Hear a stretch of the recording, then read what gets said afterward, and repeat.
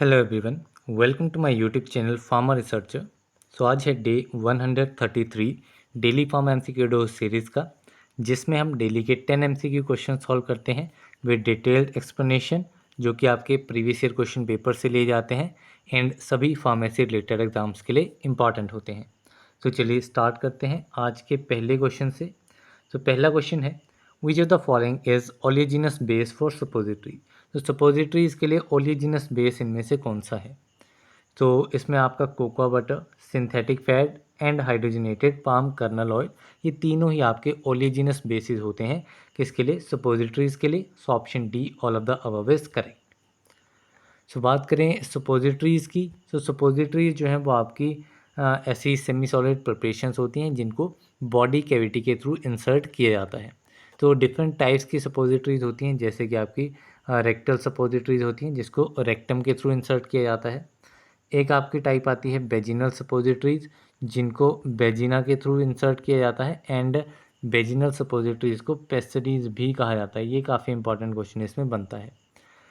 एक टाइप इसमें आता है यूरेथ्रल स्पोजिटरीज। तो यूरेथ्रल स्पोजिटरीज जो है वो आपका यूरेथ्रा के थ्रू इंसर्ट की जाती हैं एंड यूरेथ्रल को बोगीज भी कहा जाता है। Then the another type is nasal bogies. तो नेजल बोगीज ये भी आपकी बोगीज टाइप की सपोजिटरीज होती हैं एंड इनको नोज के थ्रू जो है वो इंसर्ट किया जाता है। Then one type is ear cone. ठीक है, एक टाइप होती है आपकी ईयर कोन जिसको एयर के थ्रू जो है वो इंसर्ट किया जाता है। तो ये आपकी डिफरेंट टाइप्स की सपोजिटरीज रहती हैं। इसमें आपका वेजिनल टाइप काफ़ी इंपॉर्टेंट है, यूरेथ्रल एंड नेजल टाइप काफ़ी इंपॉर्टेंट है, क्योंकि वेजिनल के ऊपर नाम के ऊपर क्वेश्चन बनता है that it is also known as pessaries. And bougies किस टाइप की सपोजिटरीज होती हैं? तो ये आपकी यूरेथ्रल भी होती हैं एंड नेजल बोगीज, दोनों ही ये टाइप की बोगीज रहती हैं। देन यहाँ पे बेसिस की बात करूँ, कौन कौन से बेसिस आपके सपोजिटरीज में यूज़ किए जाते हैं? तो ये आपके डिफरेंट ओलिजिनस बेसिस हैं। इसके अलावा कुछ आपके एक्वस बेसिस रहते हैं। ठीक है, some are aqueous bases. Aqueous bases में आपका ग्लिसरिनेटेड, ठीक है, ग्लिसरिनेटेड जेलेटिन आ जाता है। ठीक है, ये आपका एक्वस बेस में आएगा। देन सोप ग्लिसरिन, ठीक है, कौन सा रहेगा? सोप ग्लिसरिन, ये भी आपका एक्वस बेस में आएगा। देन एक आपका आता है मैक्रोगोल। ठीक है, वन टाइप इज मैक्रोगोल और कार्बोबैक्स। ठीक है, मैक्रोगोल और कार्बोबैक्स, जिसको पॉलीथाइलिन ग्लाइकोल भी कहा जाता है। तो ये आपका एक्वस बेस होता है। Then the third type of suppository bases are emulsifying bases. ठीक है, थर्ड टाइप के कौन से होते हैं? दीज आर इमल्सिफाइंग बेसिस, जो कि आपके वाटर डिस्पर्सिबल रहते हैं। एंड इसमें आपके डिफरेंट एग्जांपल्स आ जाते हैं, जैसे कि मासा एस्टेरिनम, मासा एस्टेरिनम, बिटेप्सोल, बिटेप्सोल इसमें रहेगा। देन मासूपोल, देन मासूपोल इसमें रहेगा। तो ये डिफरेंट आपके ओलिजिनस बेसिस होते हैं सपोजिटरीज के लिए। देन अभी हम नेक्स्ट क्वेश्चन देखते हैं। सो नेक्स्ट क्वेश्चन है, the numerical designation propellant 11 refers to. तो प्रोपेलेंट 11 का न्यूमेरिकल डेजिग्नेशन आपका प्रोपेलेंट 11 है। एंड इसका मीनिंग क्या होता है? तो प्रोपेलेंट 11 मीन्स ट्राईक्लोरो मोनोफ्लोरोमीथेन। ठीक है, जहाँ प्रोपेलेंट 11 का नाम आएगा देन इट इज़ ट्राईक्लोरो मोनोफ्लोरोमीथेन। सो इसमें आपका ऑप्शन सी जो है वो करेक्ट आंसर है। अब बात करते हैं प्रोपेलेंट की, कि प्रोपेलेंट होता क्या है। सो प्रोपेलेंट्स जो हैं वो आपके एरोजोल्स में प्रेजेंट होते हैं। ठीक है, एरोजोल का एक पार्ट है। तो प्रोपेलेंट एरोजोल का जो कंटेनर होता है उसके अंदर प्रेशर, प्रॉपर प्रेशर डेवलप करता है। ठीक है, किसके लिए? प्रेशर डेवलप करता है एरोजोल कंटेनर के अंदर, ताकि जो कंटेनर के अंदर आपका लिक्विड है या जो भी एटोमाइजेशन या जो भी आपका प्रोडक्ट है वो आपका कंटेनर से बाहर प्रेशराइज फॉर्म में, ड्रॉपलेट्स की फॉर्म में या फॉर्म प्रोडक्शन वो करे एंड उस वे में आपका प्रोडक्ट एक्सपेल आउट हो कंटेनर से। सो इसके लिए प्रोपेलेंट, जो प्रॉपर प्रेशर बिल्डअप करने के लिए प्रोपेलेंट का यूज़ किया जाता है। सो इसमें प्रोपेलेंट आपके मेनली दो टाइप के रहते हैं। एक आपके होते हैं हाइड्रोकार्बन गैसेस, जिसमें आपका प्रोपेन आ जाता है। ठीक है, जिसमें आपका प्रोपेन आ जाता है, ब्यूटेन आ जाता है एंड आइसोब्यूटेन आ जाता है, आइसोब्यूटेन। सो ये आपके कौन से हैं? These are the hydrocarbon gases which is a type of propellant. दूसरे इसमें जो टाइप आते हैं वो आपके होते हैं कंप्रेस्ड गैसेज। ठीक है, दूसरी आपकी रहती हैं कंप्रेस्ड गैसेज, जिसमें आपके एग्जांपल कौन कौन से रहेंगे? सो इसमें आपका नाइट्रोजन रहेगा। ठीक है, एक आपका नाइट्रोजन रहेगा, एक आपका कार्बन डाइऑक्साइड रहेगा एंड एक आपका नाइट्रस ऑक्साइड रहेगा। One is nitrous oxide. So ये आपके डिफरेंट कंप्रेस्ड गैसेज हैं which is another type of propellant. इसके अलावा इसमें आपके कुछ फ्लोरिनेटेड हाइड्रोकार्बन्स भी आपके एज ए प्रोपेलेंट यूज़ होते हैं। फ्लोरिनेटेड हाइड्रोकार्बन्स जिसमें आपका प्रोपेलेंट 1,1,11 आ जाता है। एक आपका प्रोपेलेंट 1,2 रहता है, ठीक है, प्रोपेलेंट 1,2 न्यूमेरिकल डेजिग्नेशन है 1,2। तो ये आपका क्या रहता है, सो इट इज़ डाईक्लोरो, ये आपका रहता है डाईक्लोरो डाईफ्लोरोमीथेन। इट इज़ डाईक्लोरो डाईफ्लोरोमीथेन, ये आपका होता है 1,2। एंड एक आपका रहता है प्रोपेलेंट 1,1,4, ठीक है, अनदर टाइप इज प्रोपेलेंट 1,1,4, ये आपका रहता है डाईक्लोरो टेट्राफ्लोरो इथेन, ठीक है, डाईक्लोरो, यहाँ पे ये टेट्राफ्लोरो रहेगा, इट इज़ टेट्राफ्लोरोमीथेन, ठीक है, ये आपका कौन सा रहता है, इट इज़ टेट्राक्लोरो इथेन है ये, ठीक है। I will write again. So 1,1,4 है आपका प्रोपेलेंट 1,1,4, तो ये आपका रहता है dichloro, it is dichloro tetrafluoro and ethane, ठीक है, ये आपका प्रोपेलेंट 1,1,4 रहता है। तो ये तीन जो है वो मेन आपके फ्लोरिनेटेड हाइड्रोकार्बन्स हैं एंड इनके ये पर्टिकुलर नाम्स जो है वो आपको डेफिनेटली याद होने चाहिए। देन चलते हैं नेक्स्ट क्वेश्चन की तरफ। तो नेक्स्ट क्वेश्चन है the main film forming agent in the nail polishes. तो नेल पॉलिशेज में मेन फिल्म फॉर्मिंग एजेंट कौन सा रहता है, तो main film forming agent is nitrocellulose, so option A is correct. Then nail polishes की बात करूं तो ये बेसिकली आपके पिगमेंट्स कंटेन करते हैं जो कि आपके एक वॉलेटाइल सॉल्वेंट में, ठीक है, किसमें, वॉलेटाइल सॉल्वेंट में सस्पेंडेड रहते हैं आपके पिगमेंट्स, तो वो आपके नेल पॉलिशेज होते हैं एंड इनमें आपका फिल्म फॉर्मर्स जो हैं वो ऐड किए जाते हैं। तो डिफरेंट डिफरेंट इसमें आपके इंग्रेडिएंट रहते हैं। एक आपके प्राइमरी फिल्म फॉर्मर्स रहते हैं, प्राइमरी फिल्म फॉर्मर्स जो कि आपके मेन फिल्म फॉर्मिंग एजेंट्स होते हैं, जिसमें आपका नाइट्रोसेलुलोस आ जाता है, मीथाक्राइलेट पॉलीमर्स आ जाते हैं, ठीक है, मीथाक्राइलेट पॉलीमर्स एंड बिनाइल पॉलीमर्स, तो ये आपके प्राइमरी फिल्म फॉर्मर्स रहते हैं। इसके अलावा कुछ आपके सेकेंडरी फिल्म फॉर्मर्स भी रहते हैं, ठीक है, सेकेंडरी की बात करूं तो सेकेंडरी फिल्म फॉर्मर्स आपके बेसिकली रेजिन्स रहते हैं, कुछ आपके फॉर्मल्डिहाइड रहेगा इसमें, ठीक है, सेकेंडरी में आपका फॉर्मल्डिहाइड आ जाएगा, ठीक है, पैराटोल्यून सल्फोनामाइड आ जाएगा, पैराटोल्यून सल्फोनामाइड इसमें आ जाएगा, पोलियमाइड आ जाएगा, ठीक है, पॉलीअमाइड, देन एक्राइलेट, तो ये डिफरेंट आपके सेकेंडरी फिल्म फॉर्मिंग एजेंट्स रहते हैं। So these are main the film forming agent. जहाँ पे मेन पूछा गया तो मेन आपका प्राइमरी वाला होता है, that is nitrocellulose. Then next question है filling of pellets in capsule is done by. So pellets की फिलिंग कैप्सूल्स में किसके थ्रू की जाती है, कौन सी मशीन या कौन सा ऑपरेटर्स इसमें यूज़ किया जाता है, तो इसमें आपका रोटोफिल जो है वो आपका यूज़ होता है किसके लिए, पैलेट्स की फिलिंग के लिए कैप्सूल्स में, so option B is correct. इसके अलावा कुछ अदर इक्विपमेंट्स की बात करूं, जैसे कि आपका एक आता है रोटोवे, ठीक है, वन इक्विपमेंट इज़ रोटोवे, इसके ऊपर भी क्वेश्चन बनता है। तो रोटोवे जो है वो आपका कैप्सूल वेइंग मशीन होती है, it is capsule weighing machine, ठीक है, ये आपकी होती है रोटोवे। देन एक आपकी आती है एकोफिल, ठीक है, वन इज़ एकोफिल। एकोफिल क्या रहती है, सो एकोफिल आपकी पाउडर्स फिलिंग के लिए रहती है, it is for powder filling in hard gelatin capsule, in hard gelatin capsule में आपकी पाउडर फिलिंग जो है वो एकोफिल मशीन के थ्रू की जाती है। देन आपकी एक मशीनरी आपकी रहती है एकोजेल, ठीक है, सिमिलर नाम है और फंक्शन इसका थोड़ा सा डिफरेंट है। एकोफिल जो है वो पाउडर्स की फिलिंग करता है हार्ड जेलेटिन कैप्सूल में, एकोजेल जो है ये भी आपका पाउडर्स की फिलिंग करता है लेकिन सॉफ्ट जेलेटिन कैप्सूल्स में। देन एक मशीनरी आपकी आती है सेडिनाडर जो कि आपकी कैप्सूल पॉलिशिंग मशीन होती है, it is capsule polishing machine. तो ये आपकी कुछ इम्पॉर्टेंट फिलिंग मशीन्स होती हैं, डिफरेंट मशीनरीज होती हैं जो कि आपकी कैप्सूल्स के लिए यूज़ की जाती हैं। देन चलते हैं नेक्स्ट क्वेश्चन की तरफ। तो नेक्स्ट क्वेश्चन है नॉमिनेटेड और elected members in state pharmacy council hold office for a term of. तो जो भी नॉमिनेटेड मेंबर्स होते हैं या इलेक्टेड मेंबर्स होते हैं स्टेट फार्मेसी काउंसिल में, एसपीसी में, तो वो आपका ऑफिस जो है वो कितने टर्म तक होल्ड करते हैं? So they hold the office for 5 years, ठीक है, 5 साल का इनका कार्यकाल रहता है। So option C is correct. अब इसमें टोटल मेंबर्स की बात करूं, सो स्टेट फार्मेसी काउंसिल जो है इसमें आपके 6 मेंबर्स आपके इलेक्टेड रहते हैं, 6 आपके इलेक्टेड मेंबर्स रहते हैं। देन नॉमिनेटेड आपके 5 जो हैं वो नॉमिनेटेड मेंबर्स रहते हैं, 5 नॉमिनेटेड मेंबर्स रहते हैं। अब जो ये 6 इलेक्टेड मेंबर्स हैं ये आपके रजिस्टर्ड स्टेट के जो रजिस्टर्ड फार्मासिस्ट होते हैं उनमें से ही कुछ होते हैं।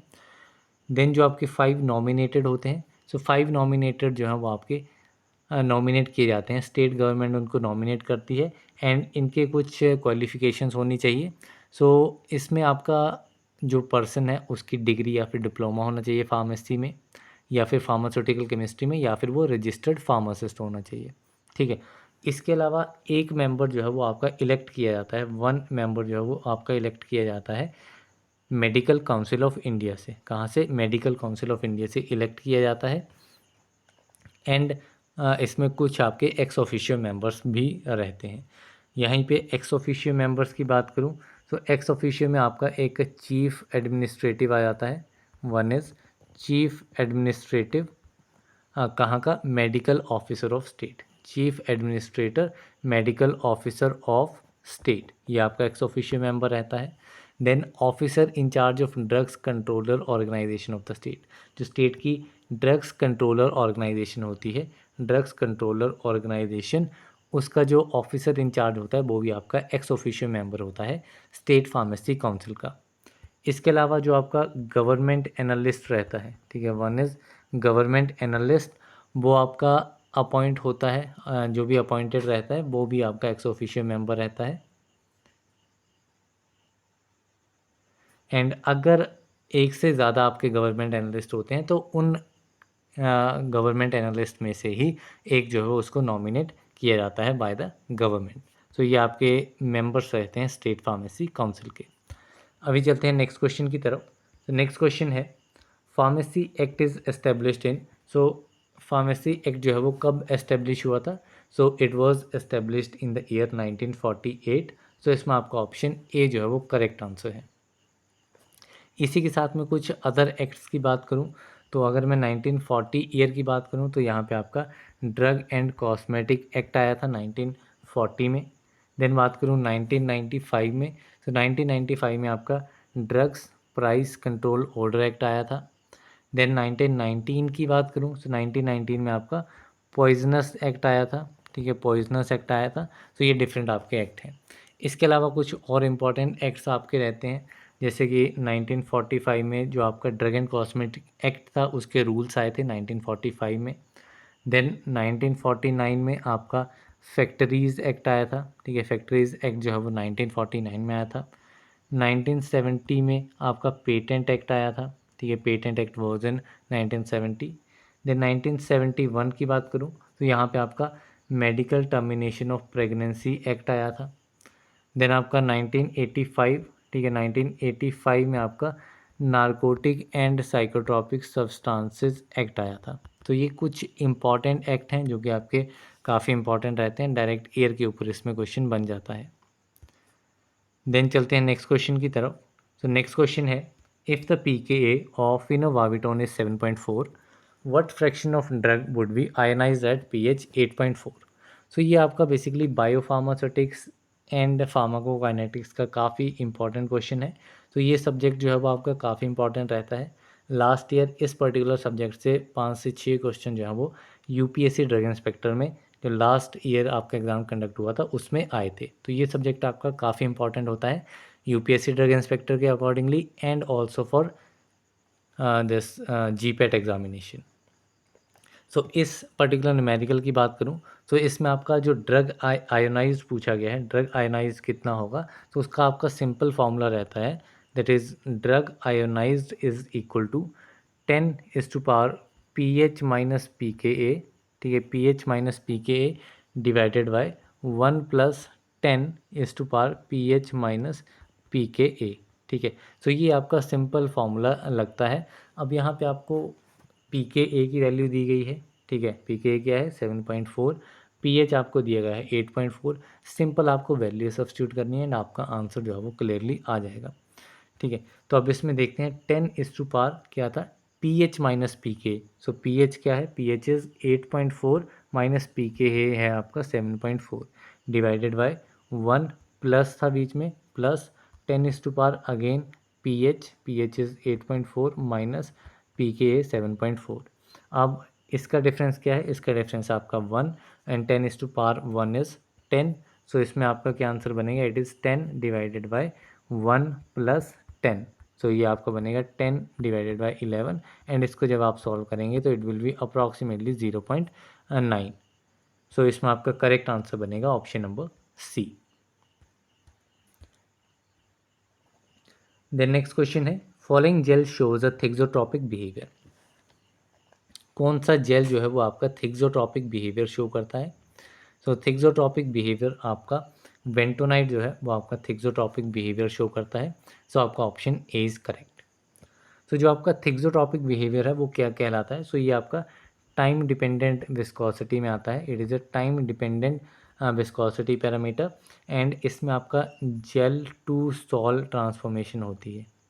It is gel to sol transformation and इसमें आपका जो प्लास्टिक सिस्टम है आपका वेंटोनाइट एग्जांपल आ जाता है, मैग्मा जेल आ जाता है, पेट्रोलेटम आ जाता है एंड यहीं पे थिक्सोट्रॉपी में अगर सीडोप्लास्टिक सिस्टम है, सीडोप्लास्टिक सिस्टम, तो उसके केस में जो आपके सिंथेटिक सस्पेंडिंग एजेंट्स होते हैं, ठीक है, उनकी डिस्पर्जन जो है वो आपकी एग्जांपल रहती है सीडोप्लास्टिक सिस्टम में।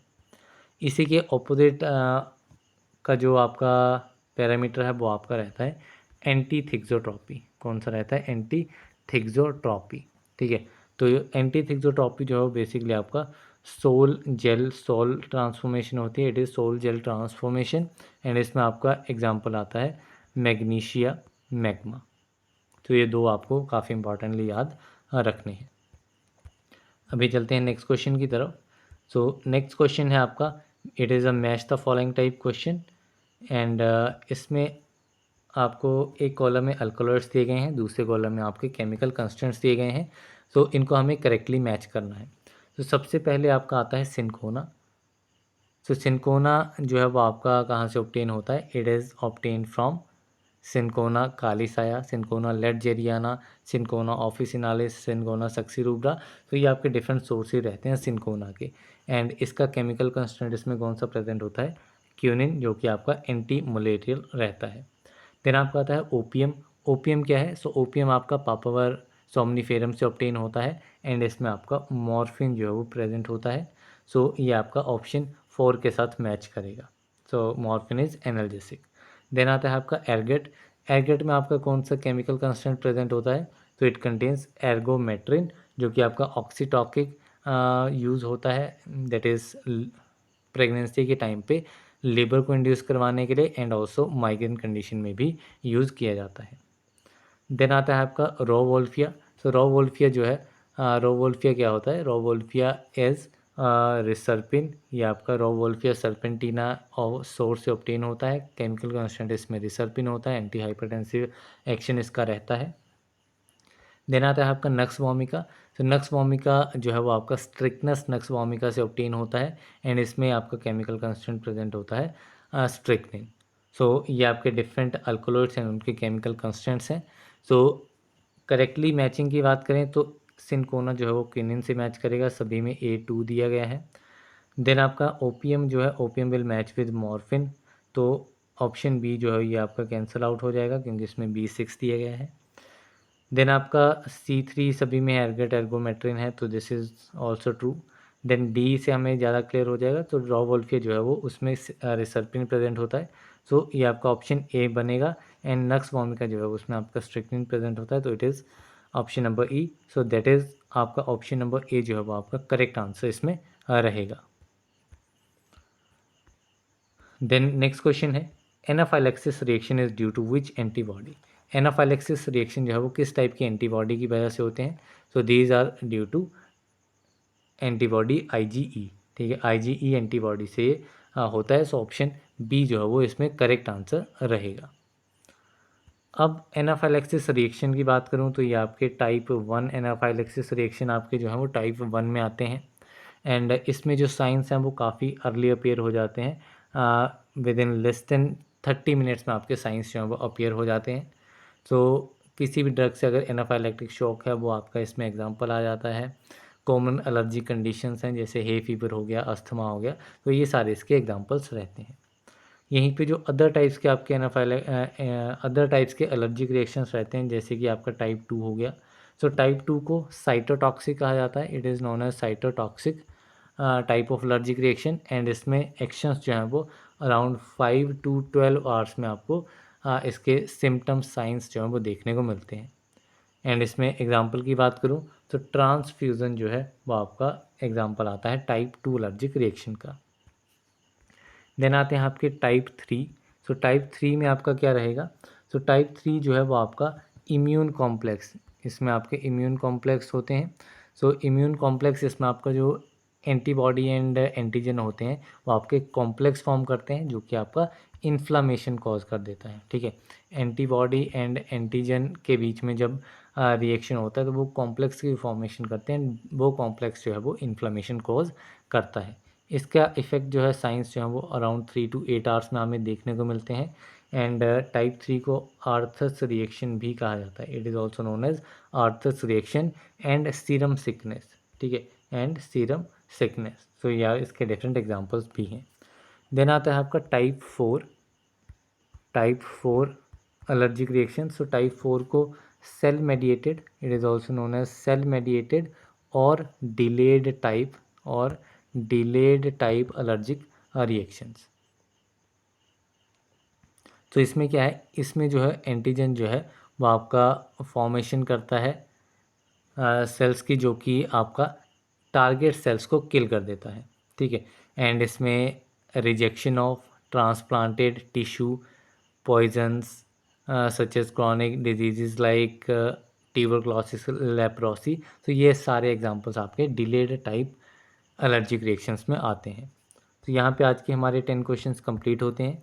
So that's all for this video. मिलते हैं अगले वीडियो में, तब तक के लिए थैंक यू वेरी मच।